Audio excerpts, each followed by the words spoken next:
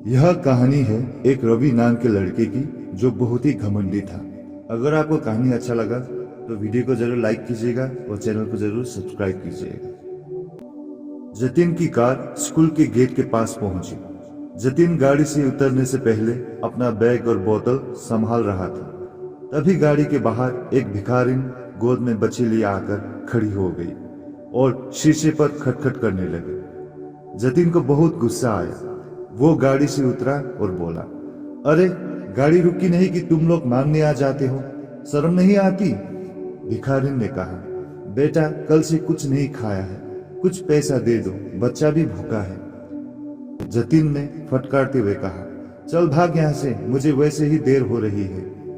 तभी पास में खड़ा उसका दोस्त रवि बोला, ये लो मेरा लंच, तुम खा लेना और ये पैसे भी रख लो, बच्चे के लिए दूध खरीद लेना। रवि को देखकर जतिन थोड़ा सा झेप जाता है।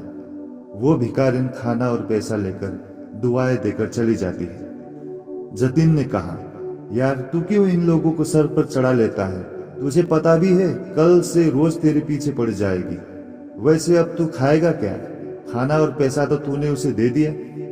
रवि बोला, हम जिस लायक हैं हमें औरों की मदद करनी चाहिए। आज का लंच तेरे टिफिन से खा लूंगा, क्यों नहीं खिलाएगा क्या? ये सुनकर जतिन जोर से हंस पड़ा। उसे देखकर रवि भी हंस पड़ा। फिर दोनों अपनी क्लास की ओर बढ़ गए। अगले दिन से रवि ज्यादा खाना लाने लगा और उस भिखारिन को देने लगा। जतिन को ये सब पसंद नहीं था। एक दिन उसने रवि से फिर बात की, यार तेरे पास पैसा फालतू है क्या जो इन लोगों पर लुटा रहा है? रवि बोला, मेरे पास तो इतना पैसा नहीं है, लेकिन अच्छे काम के लिए कभी पीछे नहीं हटना चाहिए। मैंने अपनी माँ को सारी बात बताई। अब वो उसके लिए अलग से खाना बना देती है, साथ ही बच्चे के लिए भी कुछ ना कुछ भेज देती है। अब तो इनके साथ एक रिश्ता बन चुका है। मेरी बात मान, एक बार तू भी किसी की मदद करके देख, तुझे कितना मजा आएगा। जतिन कहता है, मेरे पापा कहते हैं कि हमारी मेहनत का पैसा हम किसी पर क्यों लुटाएं? मेरे परिवार में कोई भी दान वगैरह नहीं करता है, और अगर करता भी है तो टैक्स बचाने के लिए। रवि हंसकर जवाब देता है, ठीक है, अपनी अपनी सोच है, हम क्या कर सकते हैं। इस पर जतिन बोलता है, देख ये भिखारी ऐसे ही रहेंगे और तुझे भी लूट लूट कर भिखारी बना देंगे। मेरे पास तो पैसे की कमी नहीं होगी, पर तेरा भविष्य मुझे खतरे में दिखाई दे रहा है।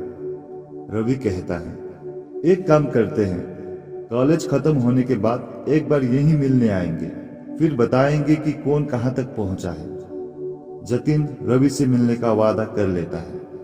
कुछ ही सालों में दोनों दोस्त अलग अलग कॉलेज में एडमिशन कर लेते हैं और अपनी पढ़ाई में लग जाते हैं। कॉलेज के बाद दोनों बिछड़ जाते हैं। एक दिन जतिन अपने स्कूल के सामने से गुजर रहा था।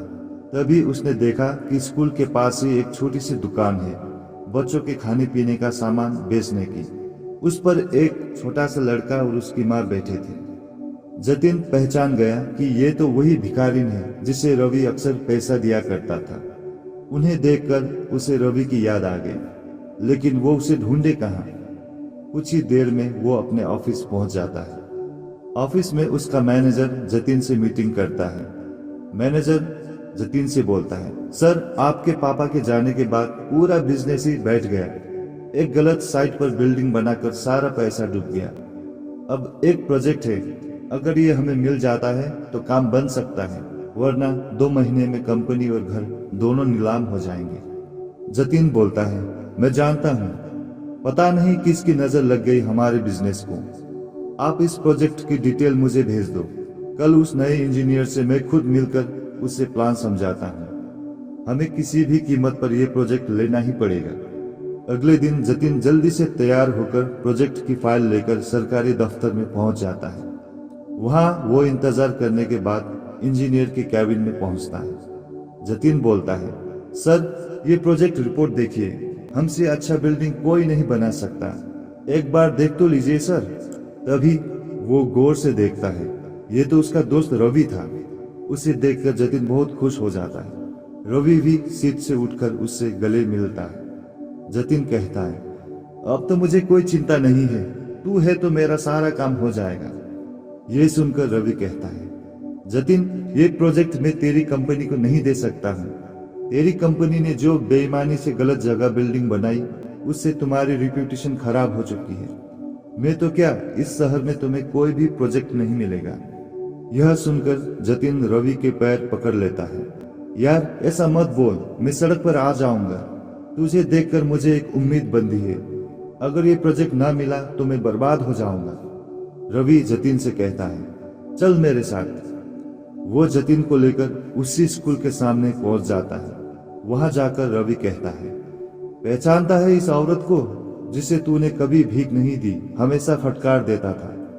मैंने इसकी थोड़ी सी मदद की और आज ये दुकान पर सामान बेचकर अपनी रोजी रोटी चला रही है। कोई मजबूरी में भीख मांगता है तो हमें उसका मजाक नहीं उड़ाना चाहिए। आज देख, भीख तो तू भी मुझसे मांग रहा है। इसमें और तुझ में क्या फर्क रह गया? मैं तुझे नीचा नहीं दिखा रहा, लेकिन तूने सिर्फ पैसा कमाया, दुआ नहीं। आज वो भी तेरे पास नहीं है। जिस पैसे पर तू घमंड कर रहा था, आज उसी ने तुझे बर्बाद कर दिया। यह सुनकर जतिन की आंखों से आंसू बहने लगे। वह बोला, हाँ, तू ठीक कह रहा है। मेरे परिवार ने कभी किसी की मदद नहीं की, यही शिक्षा उन्होंने मुझे भी दी। रवि जतिन को लेकर उसी दुकान पर पहुंच जाता है। वह औरत उन्हें देखकर उनके पास आ जाती है। भैया, आप आइए, बैठिए, मैं आपके लिए कुछ लेके आती हूँ।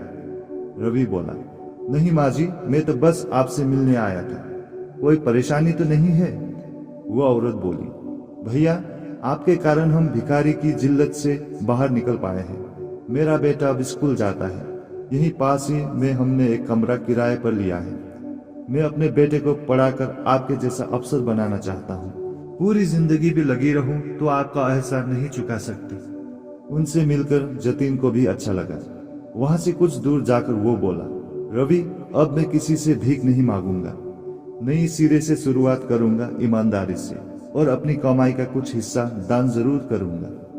रवि बोला, अगर तू सच्चाई और ईमानदारी से काम करेगा तो ये प्रोजेक्ट मैं तुझे दिलवा सकता हूँ। जतिन अपने दोस्त के गले लगकर रोने लगता है। इन आंसुओं में उसका घमंड भी बह गया था।